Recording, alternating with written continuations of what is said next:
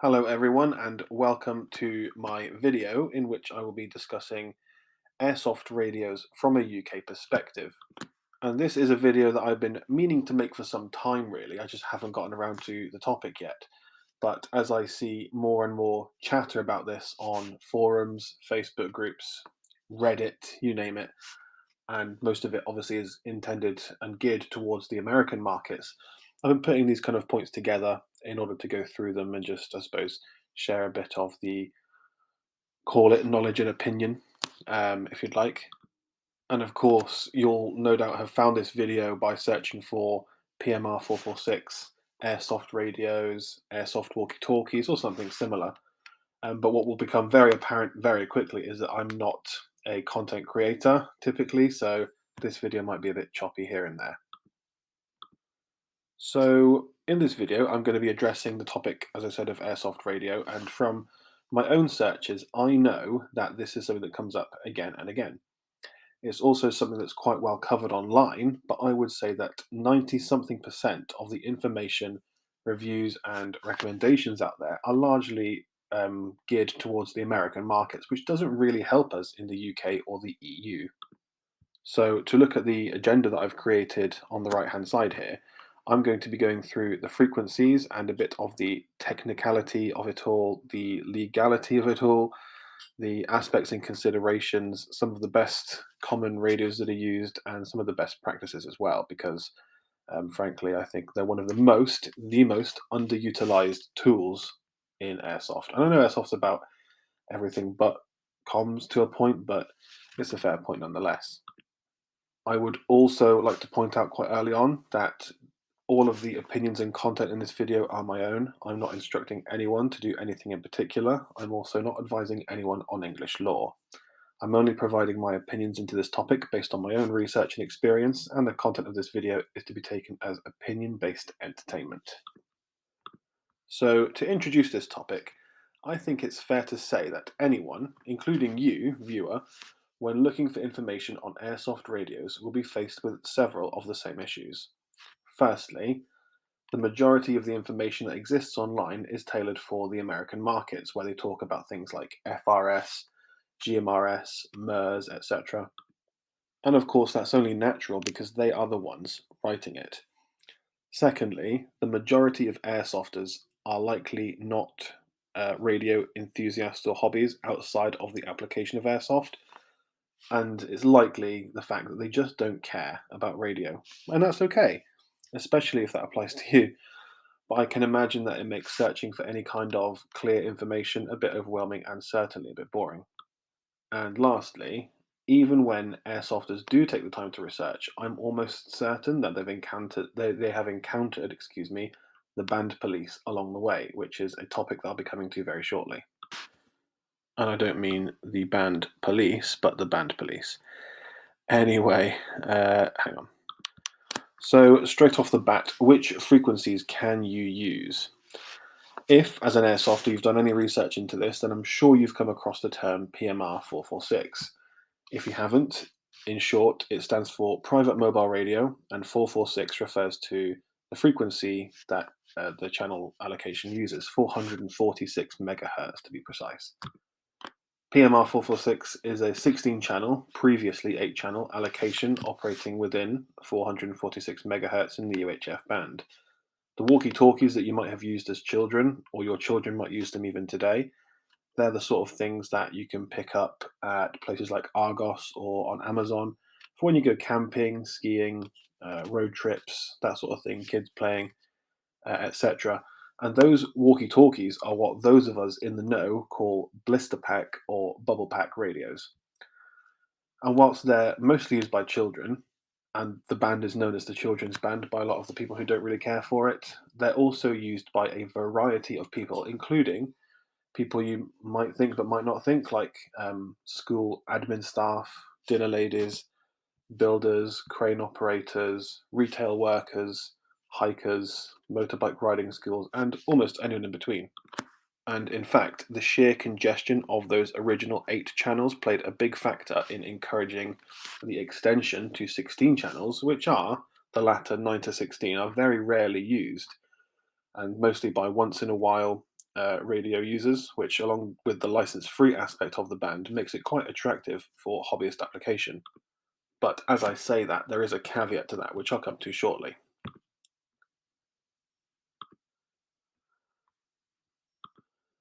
But what makes PMR446 such a good option for airsoft, you might be asking yourself? Well, firstly, it's not the case that all players run powerful radios. Some players don't run radios at all, making PMR446 the perfect place to start because it's a band that's legally accessible for everyone. And there are, of course, various upsides to using radio comms for airsoft, but that's not the aim of this video. And if you're here, it's a good chance that you know that yourself anyway. Secondly, there's no formal licensing structure or technical knowledge needed with PMR446, as there are with other options such as ham radio or whatever, which is a real key benefit in my opinion. For any Americans watching, or for any viewers that have researched this topic in any detail, PMR446 is most comparable to the Family Radio Service in America, or FRS for short, by application and its relatively low output power. So if you use PMR446, how can you guarantee or make an effort to not cross over with any other teams on big weekends or what have you? There are two methods that are most commonly used: CTCSS, Continuous Tone Coded Squelch System, on the left, and DCS, Digital Coded Squelch, which is on the right here, neither of which can be heard by humans. Now, CTCSS is like two or more radios having a secret handshake or whispered password before you can talk on the radio, and only radios that know the handshake or the whispered password can talk. Now, if that makes no sense to you, then you're probably not alone. It might also help to think of this as lanes in a swimming pool. Now, in this analogy, the swimming pool is the channel, the swim lanes are CTCSS tones or DCS codes, and the swimmers are radio users. Now, that's to say that swimmers all share the pool, which is the radio channel, but only swimmers in each lane can interact with each other in the same lane. Now, if you're having trouble with this concept, please let me know in the comments and I'll do my best to try and describe it in a better way. One thing I do want to mention here, though, and I know some people online have discussed this as well, you'll see on the left and on the right as well, underlined it says not truly private, and that's for a reason. Coded squelch is not a form of radio privacy or radio encryption. And in fact, privacy is a myth perpetuated by the manufacturers such as Motorola, which is one of the biggest offenders in that sense. And it's known by several names like PL, which is private line for Motorola, call guard, channel guard, quiet channel, sub channel, privacy code, etc. The list goes on, but they all mean the same thing. Now, in truth, the only level of privacy that it gives radio users is to the participants of the two-way conversation with each other, because adding that sub-audible tone to transmissions filters out any traffic that is not set to receive the same tone. But anyone on the same frequency without a code or a tone enabled will absolutely still be able to hear you. So here's a quick look at the most common CTCSS tones available for the radios that you might want to use with airsoft at the moment. Now, of course, these are in hertz, so that's 67.0 hertz. Some radios might even have fewer than are on this table, as per example, but we are on if we were on PMR446 channel 13, for example, tone 142.2, which is our swim lane in the swimming pool, don't forget, that would mean that when I key up and hit the push to talk button, the PPT, a sub-audible tone of 142.2 hertz would be transmitting at the same time as my voice. And similarly with DCS codes, although these are not so common, but there are more DCS codes than there are CTCSS tones, the same thing applies. It just happens to be more of them, which I think can come in quite handy on, big like NAF, weekends, all that sort of thing. But what about that caveat that I was talking about? So as I said before, PMR446 is an allocation that's accessible to anyone and everyone, including private users and businesses. But with that said, Ofcom, the communications regulator in the UK, have some official lines around what constitutes proper use of this band. The rules, or I should say requirements, laid down by Ofcom state that the radio you are using must not transmit more than half a watt ERP, effective radiated power. The antenna must be fixed to the radio and non-removable, and it's obviously for short range, simplex two-way peer-to-peer use. Do check out the link, obviously, in the reference at the bottom of that slide for more information. That's the official document that's given off by Ofcom. And of course, there's a section in this referenced document that covers converted radio equipment, non-type approved stuff, which states that only radios are only license exempt if they are operated under the conditions of the exemption regulations. And each and every one of us abides by the letter of the law. Oh, sorry about that. But with those guidelines in mind, let's be realistic. Nobody, and I mean nobody, is going to get the electric chair for a few extra watts of output power on a weekend in a rural location. It's just not going to happen.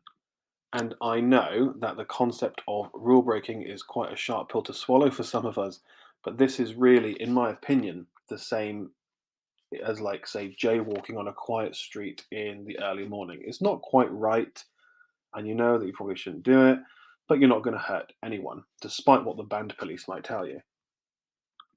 And they might and are likely to challenge me on that fact, I'm sure, but nobody, and I mean in recorded history, has ever been prosecuted for the misuse of PMR446 since its inception in 1998. As we can tell from this very nice and easy to read subject access request, or freedom of information request, I apologize, and where someone that I found obviously online had requested to know if anyone's ever been done by the man for using non-type approved equipment over half a watt. Yeah, so they're not aware of any, but it does say at the bottom here, where is it? In doing so, we may issue specific guidance requiring licensees, which is funny because no one has a license for it, to take action to rectify the breaches of license conditions within specified time periods, otherwise face possible prosecution. So there you go. And that's because, and they don't want to deal with it, in my opinion, because they're simply too busy dealing with infractions that make them money, such as TV licensing, pirate FM radio, and policing the amateur bands, Marine VHF, to ever bother with PMR 446, because they too see it as a children's band. And it's obviously so harmless as to be almost worthless in kind of pursuing anything rather than just giving a slap on the wrists. You say, sorry, sir, I bought it on eBay and it said Airsoft radio. I don't really know too much about walkie talkies. And you know what? That's going to be it. The worst happens, they take it away. But to put your mind at ease, even if you were the first in recorded history to be caught transmitting on more than half a watt on PMR, you would need a real job's worth who would need to spend significant time and resources tracking you, obtaining video evidence of you transmitting with proof that it's on a PMR 446 frequency, measure the output power of your radio, and for what? A fine and maybe a confiscation? I don't think so. If that were to happen and you were the first and only unlucky one in 25 years to be caught, then you can tell them that, you searched for it on eBay, like I said before. But yeah, it's pretty much, I suppose, simple stuff, really. And some people might think, well, at that point, just because you likely won't get caught doesn't mean you should knowingly break the rules. Thinking about it practically and using this airsoft ground on this slide here as a reference map, I can almost guarantee you that you're not really damaging anyone or bleeding over their channels unless you're running silly power within a reachable area such as this. So yeah, how much damage is a few extra watts going to do for the application of airsoft? And so the band police. That the why do we make fun of them? Many reasons, only a few able to mention in polite company, but that's okay because it takes all types to make the world. Probably starting out as the red-headed stepchild of the sad ham, which many of you might not know, but it's one of the sad old men who sits on the internet forums. I've been a licensed ham radio operator for 35 years, blah, blah, blah. But we don't make fun. They're typically the bitter old farts that are proud, if not rather outspoken licensed ham operators that delight in telling people what is and isn't legal when it comes to band usage. And usually, know-it-all man children, they seem to kind of think that amateur radio licenses and ham licenses are the equivalent of having a PhD, and they love to tell people that they're an operator and what they're doing is wrong, and it's just not the case. I would think it would be the same way as someone, I don't know really. There's not really a comparable example. Maybe if you're driving and you see these car guys who have all this expensive equipment and then they think they're better than everyone else, but you just got your dinger, your pin, not your pin, yeah, I don't know what's not Fiat Punto. That died ages ago. Some kind of rubbish car anyway. You just want to drive from A to B, right? You don't want to be told why this is wrong and you shouldn't have this and all that sort of. It doesn't really matter to you. You're happy, right? The key difference here is that the band police will trawl the internet forums and full of other basement dwellers, as well as the comment sections of videos like these, to remind everyone that there are laws surrounding the use of PMR446, but just honestly, don't pay them any attention. I used to think they did it out of a genuine want to help people learn, but it soon obviously became clear to me that it's just a way for them to try and flex their radio experience status as if it gave them any kind of authority. But they will quote the law to you, and reminding you that if you even think about keying up on a UV-5R, you'll be taken straight to jail cells to be the entertainment for the biggest guy in there, and it's just not true. I know for a fact, because I've been in that position too, by the way, in which a lot of newcomers to PMR446 are hesitant on these groups on Facebook to bring up the subject of using something like a UV-5R or some other kind of non-type approved equipment because they're scared, understandably so, of being labelled a criminal by the community, and that is the fault of band police, giving everybody a bad name. But the easiest thing to understand is, and you just have to understand, is that you're going to be among friends 9 times out of 10, unless the one person who usually says, "Oh, is that legal?" It's just someone who's nervous and doesn't want to say the wrong thing, lest they get removed from the group or blocked or something. But I always make sure to say when I see a newcomer ask, "Is that legal?" You can tell they're testing the water, and they're not band police themselves because they're swiftly kicked. But I just make it a point to say, it's all right, mate. It's okay. We're all friends here. But the truth is that, like CB radio, if you remember that, PMR446 as a radio hobby is an important step for a lot of people starting into radio as a hobby for them to dip their feet into, their toes into, however you say it. And although that doesn't apply to the majority of airsofters who use it only as a means of gameplay comms, the critics don't discriminate between users, and you need to know when to stand your ground and tell them to piss off, because that sometimes is the only thing that works. Oh, and one thing I've forgotten to mention is the hospital pager system story. One of my favorite lines, and it was given off about 6 or 7 years ago, was that hospital pager systems use 446 megahertz, and that by transmitting on 4 or 5 watts instead of half a watt, you could be stopping someone receiving critical care. And that's just absolute rubbish. That was never recorded to be true, at least to my knowledge, and I have looked into it. And regardless, anyway, hospital voice pagers operate on like private digital radio networks and have done for a very long time, which is kind of like trying to make a phone call on your calculator or something. Very silly stuff, but the worst, and as the guy who said it was the worst band policeman I've ever encountered. There's this old mustache called, I think his name was Tom or George, and he used to haunt one of the Motorola radio support forums, and we're talking like 2010 to 2012, so about 10 years ago. And he, God bless him, was an authorized Motorola partner, so you can imagine his ego. But he would supply like the commercial grade radios to event security, St. John's Ambulance, and that sort of thing. And he was very, very proud of that fact. So when the people like myself who didn't really take it too seriously would ask questions about programming 446 frequencies into commercial grade Motorola radio, he would lose his shit. And it would wind him up no end, really. So me and a few other users used to like teasing him and that sort of thing, because he'd get so annoyed by it, and he would, oh yeah, you'd be dropping this open prison in no time, lads, and that sort of thing.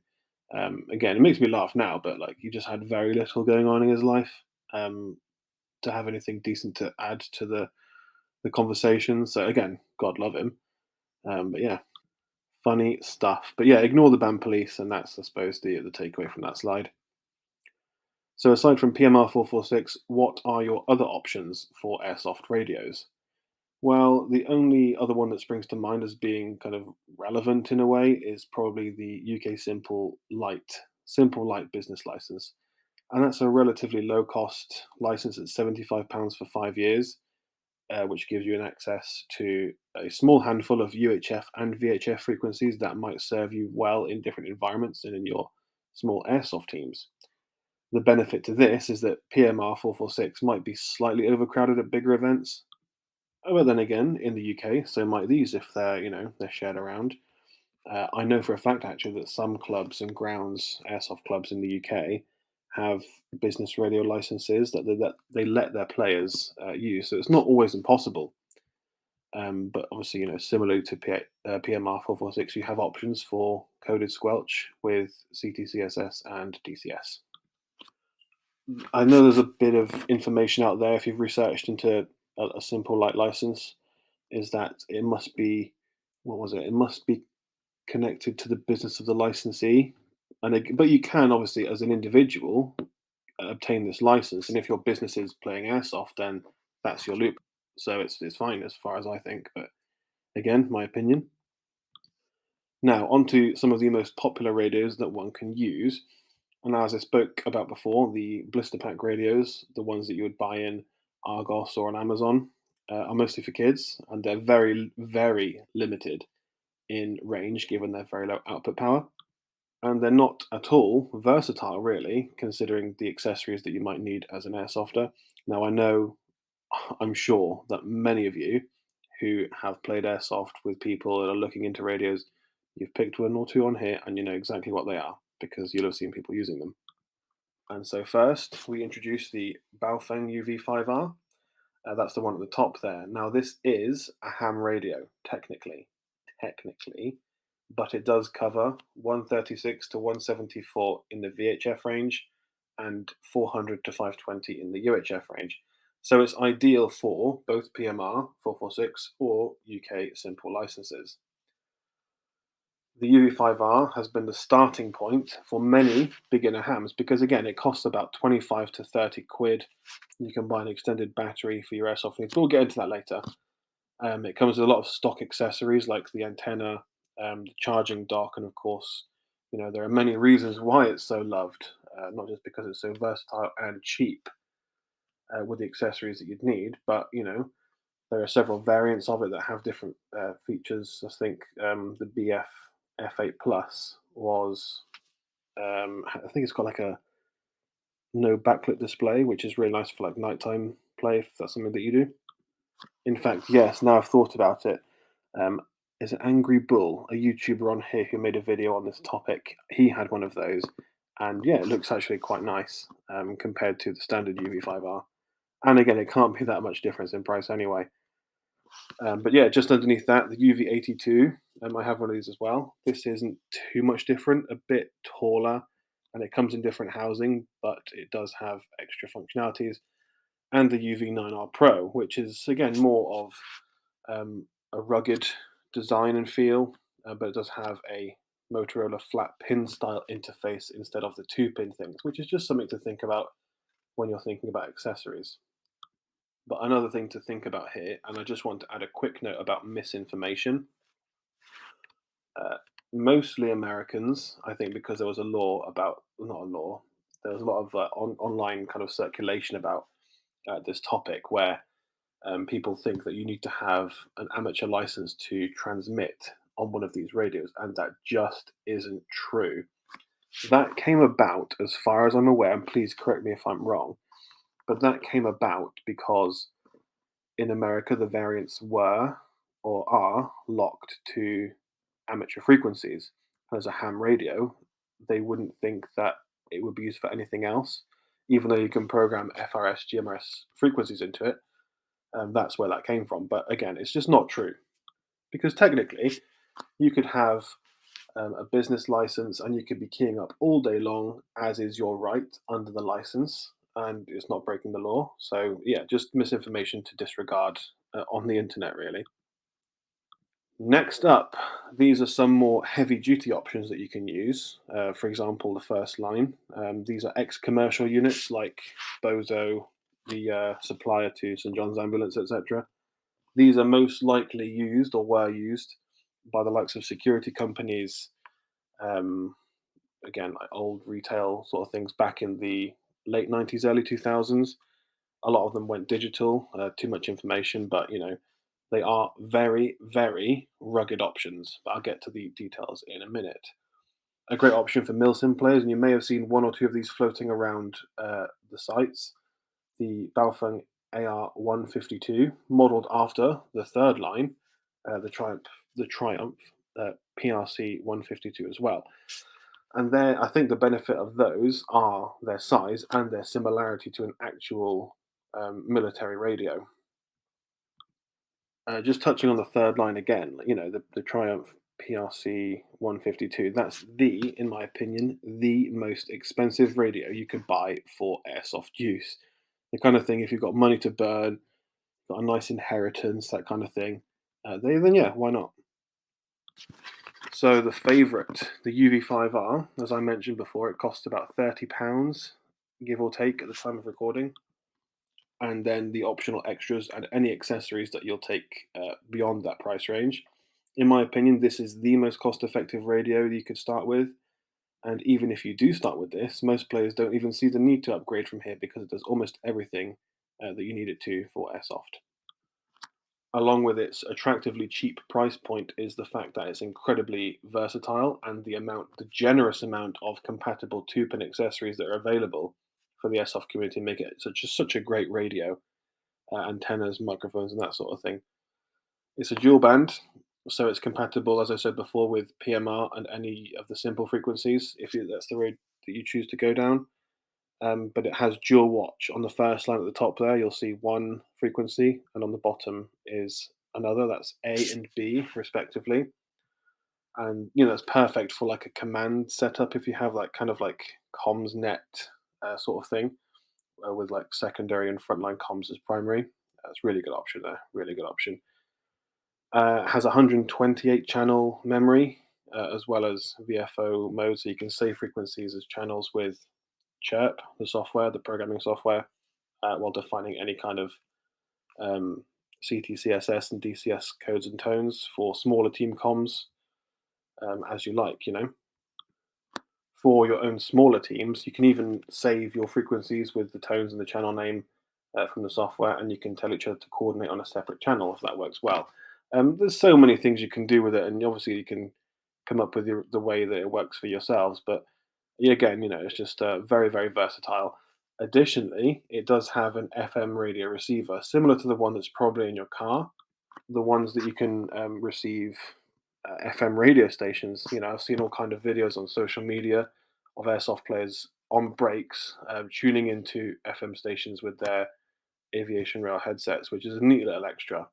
But no, you can't transmit on those frequencies. The little downside with this radio, though, is that the audio and microphone quality can be a bit hit and miss.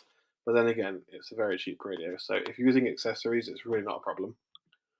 Very similarly is the Baofeng UV-82.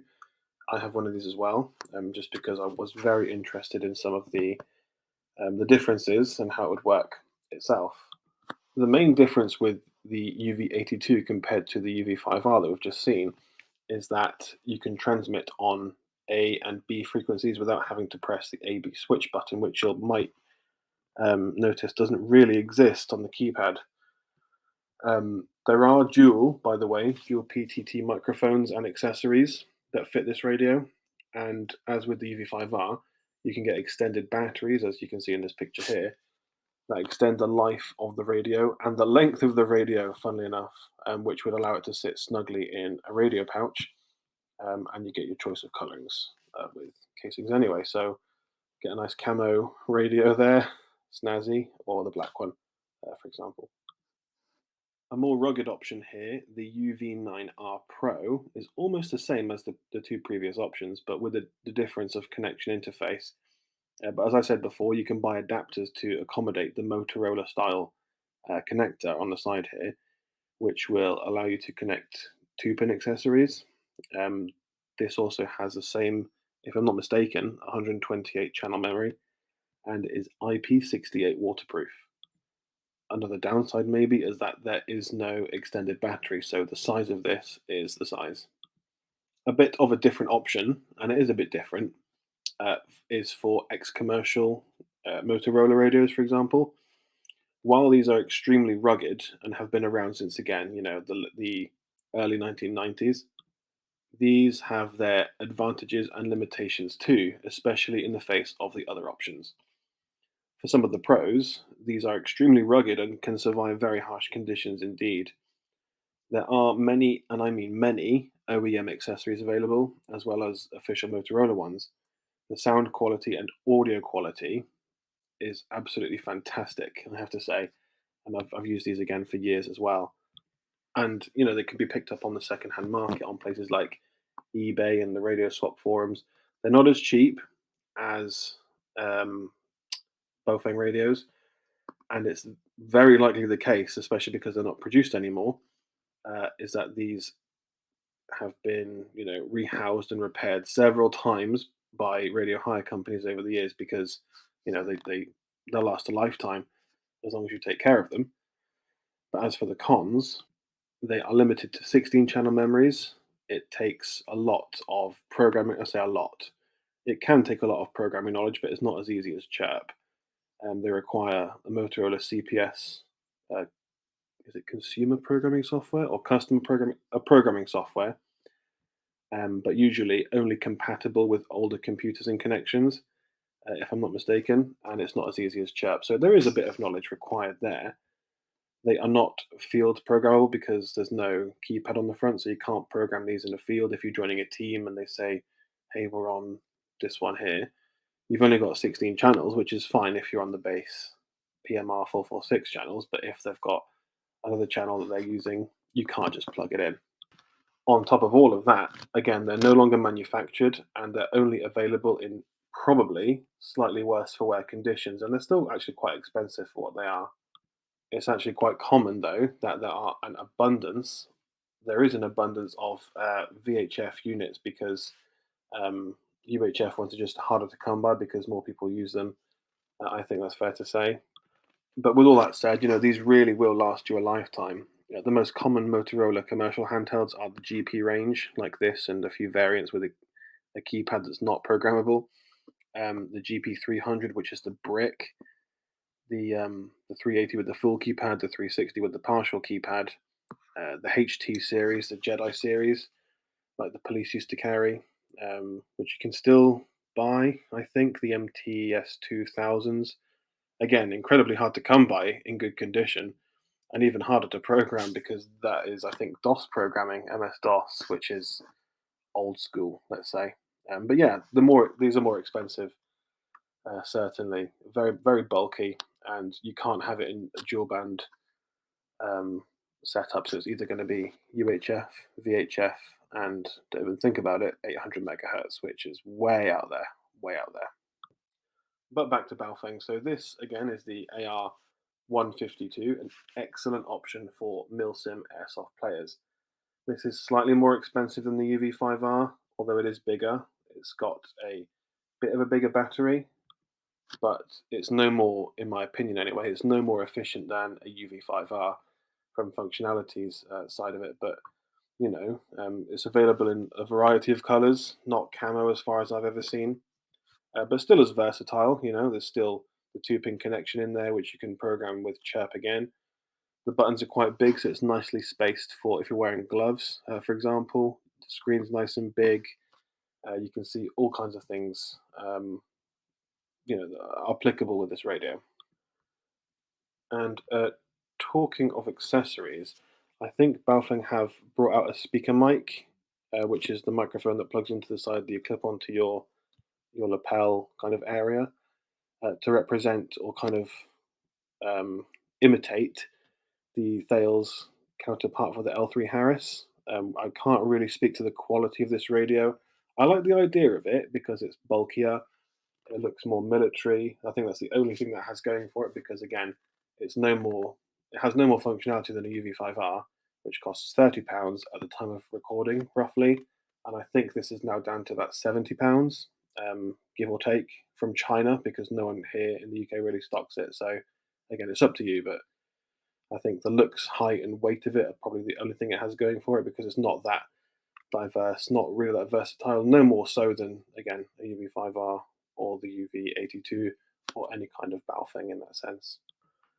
The Triumph PRC 152A, this is modelled after the L3 Harris AN PRC 152A, which is used by active duty soldiers. This was produced as an almost like-for-like model and is the ultimate milsim radio if you have more money than sense. The pin, and I had to look this up, is a U229 U2396 pin circular interface, although there are likely also Kenwood 2-pin adapters for this, for any kind of existing accessories. It does actually work with genuine Harris military accessories, but again, it has no more functionality than a UV-5R, but it does look the part. So, with all that in mind, there are a few best practices that have been collated by the community that I've researched and put together here. First one, turn off that Roger beep. No one likes it, it doesn't do anything, it's not really needed, and it just pisses everyone off.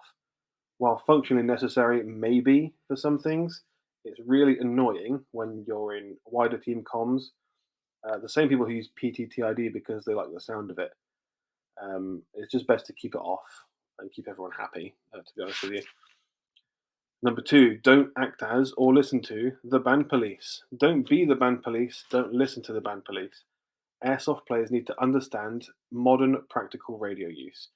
On the field, there may be, and there may also not be, especially on forums as well, some people with a business license telling you that PMR446 isn't suitable and you could be arrested, blah, blah, blah. Again, ignore them. Doesn't matter what they say because you heard it here first.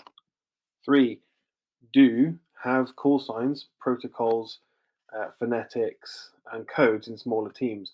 Radio procedures for smaller teams can improve overall team effectiveness massively, and by implementing these, it can also improve your comms into the bargain. So you've got nothing to really lose apart from it might be a bit cringe, but hey, this is this is airsoft at the end of the day, so it's all cringe, but we love it.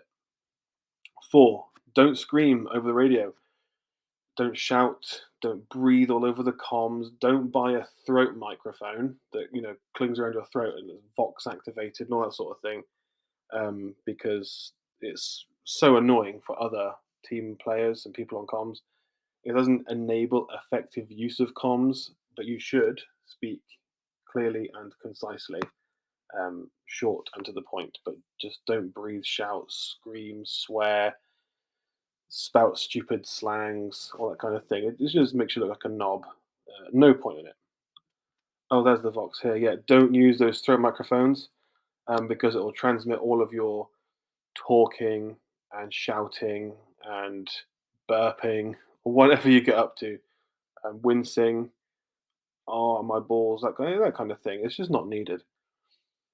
Six, don't just end, and this is very important, please, do not just enter random frequencies and assume that you're good to go.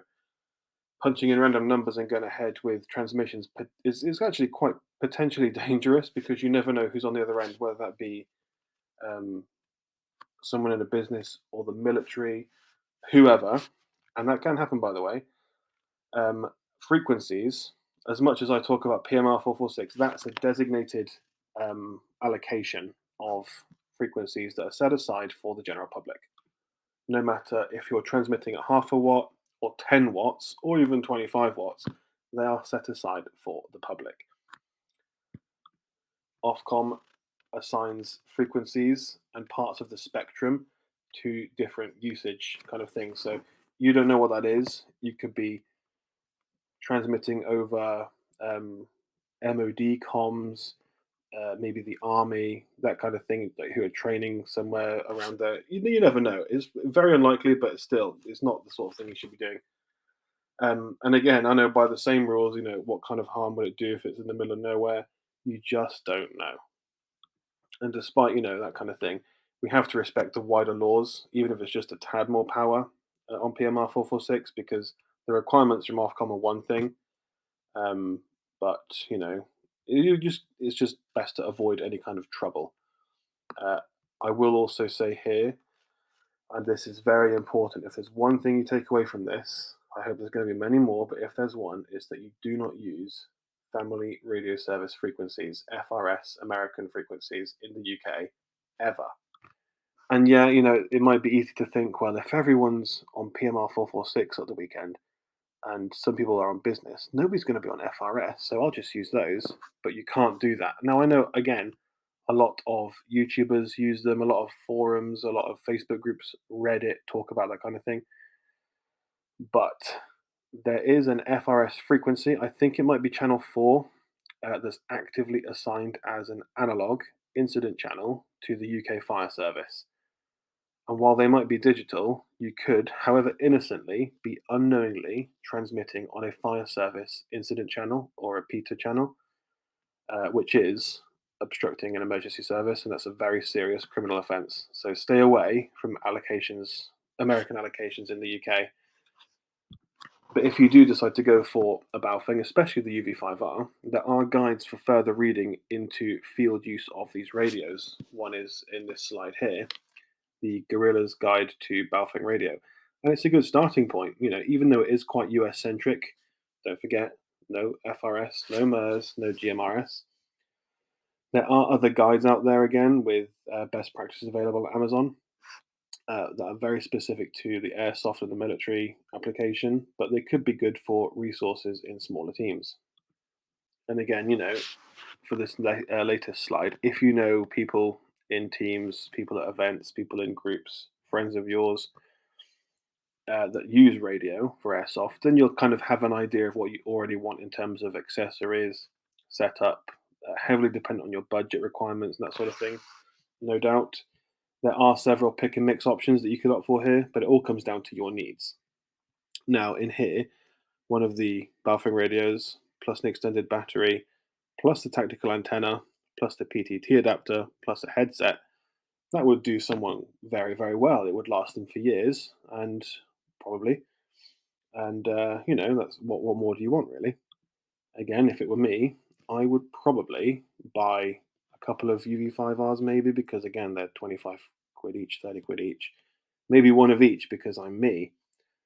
The UV-5R would probably be for general use, where A channel is required for PTT only and B might be used for the command net if there's such a thing.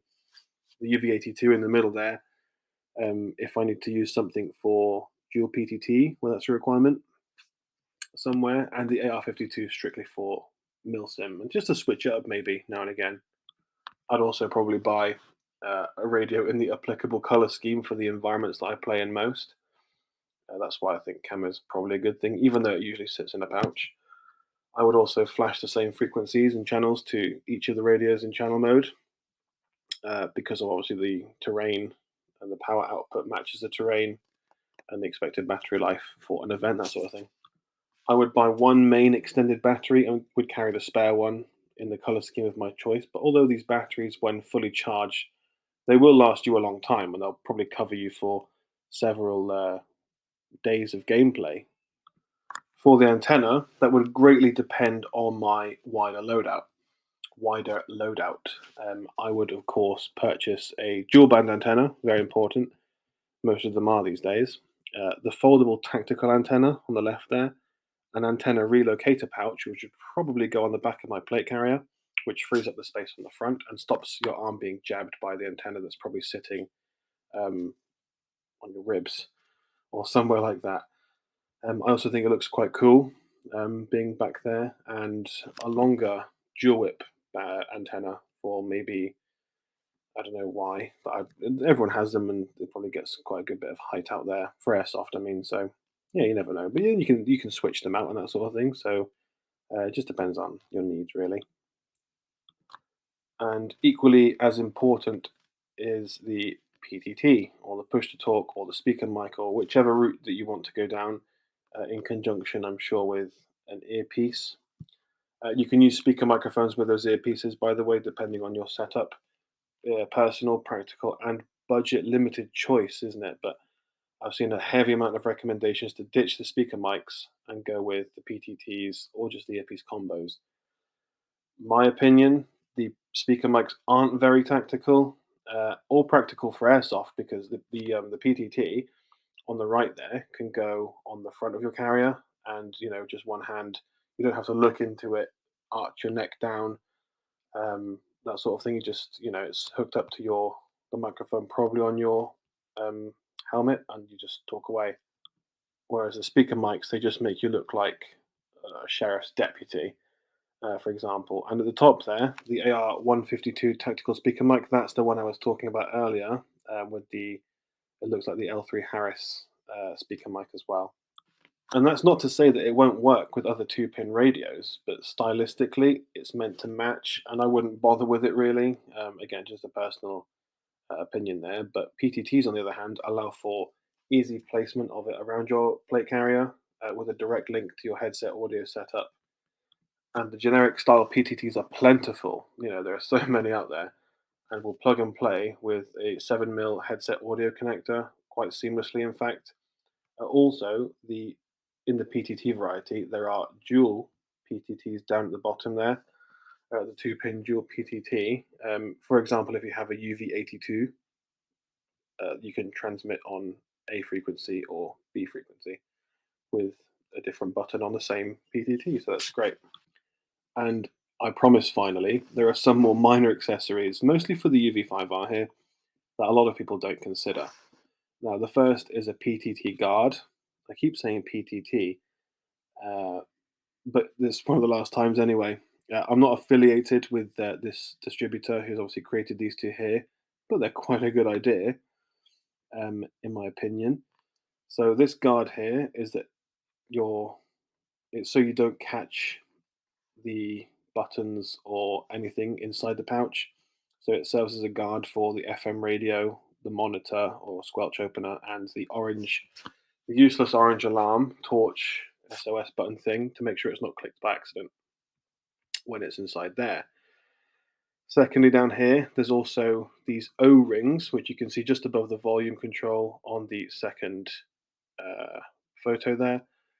And that's so you accidentally don't change the volume and deafen yourself, especially with over the ear CAN headphones. And I know a lot of people might have done it before, especially when some idiot's screaming because they didn't watch this video. It can obviously help reduce, it can make it a bit more to tight. It can reduce the freedom it has to swivel, as it were. So, yeah, I know these are obviously available from defense distributors, which I think are a US company. But you might be able to get something similar in the UK. You never know. But they're worth looking into if UV-5R is the way for you to go. In summary, then, and to wrap up, because this has gone on for quite some time, PMR446 is absolutely fine. If you use it, be sure to use CTCSS or DCS tones and codes for you and your small team. Ignore the band police who yap and yap about the law and why you're a criminal. It really isn't that deep. Accessorize. Look into the accessories that would best benefit you, set yourself a budget, and grow it with time.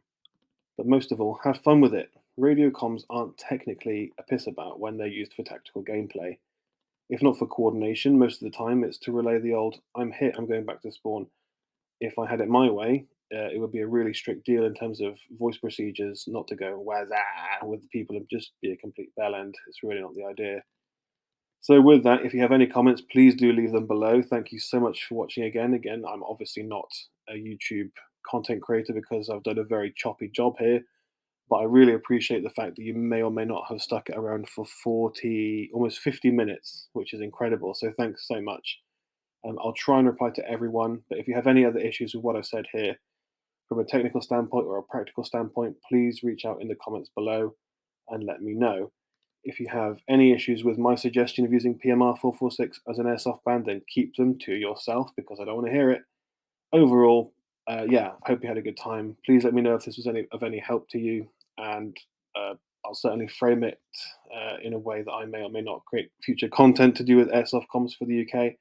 But yeah, thank you very much and enjoy.